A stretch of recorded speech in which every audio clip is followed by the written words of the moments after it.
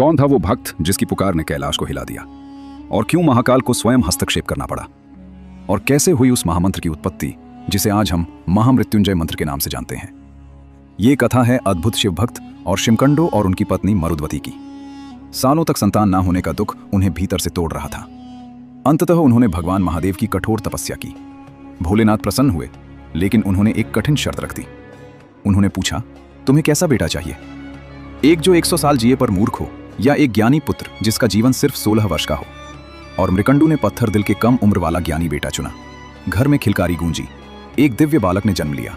नाम रखा गया मार्कंडेय। बालक असाधारण था। उसकी आंखों में वैराग्य, शब्दों में वेदों की गूंज। पर जैसे जैसे 16वां वर्ष निकट आया, घर में सन्नाटा गहराने लगा। जब मार्कंडेय को सत्य जहंत हुआ तो वो डरा नहीं।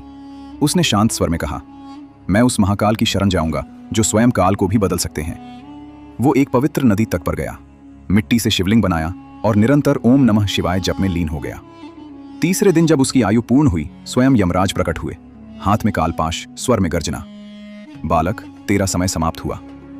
मार्कंडेय भयभीत नहीं हुआ। वो शिवलिंग से लिपट गया और उसी क्षण उसके मुख से निकला, ओम त्र्यंबकम यजामहे सुगंधिम पुष्टिवर्धनम उर्वकमव बंधनामृत्युमुक्षी यमामृतात्।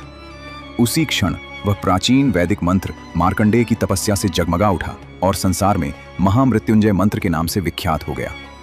यमराज ने अपना फंदा फेंका, पर वो केवल बालक को नहीं, शिवलिंग को भी जा लिपटा। और फिर धरती कांप उठी। शिवलिंग से प्रचंड ज्योति प्रकट हुई। कालों के काल महाकाल प्रकट हुए। उनकी आंखों में ज्वाला थी। उन्होंने गरज कर कहा, मूर्ख, तूने मेरे भक्त पर वार करने का साहस कैसे किया? और महाकाल ने त्रिशूल से वहीं यमराज का वध कर दिया। क्षण भर के लिए संसार से मृत्यु लुप्त हो गई। सृष्टि का संतुलन डगमगाने लगा। तब शिव ने अपने भक्त को वरदान दिया, मार्कंडेय, तुम चिरंजीवी रहोगे। और संतुलन हेतु यमराज को पुनर्जीवित किया। पर चेतावनी दी, जो सच्चे मन से मेरी शरण में आए, उस पर काल भी बिना मेरी अनुमति के अधिकार नहीं करेगा। तभी से कहा जाता है, जो श्रद्धा से महामृत्युंजय मंत्र का जाप करता है, उसकी रक्षा स्वयं महाकाल करते हैं। तो सोचिए, कैसी रही होगी वो भक्ति जिसने मृत्यु को भी मृत्यु का स्वाद चखा दिया। उस महाशक्तिशाली महादेव के लिए कमेंट में हर हर महादेव जरूर लिखें।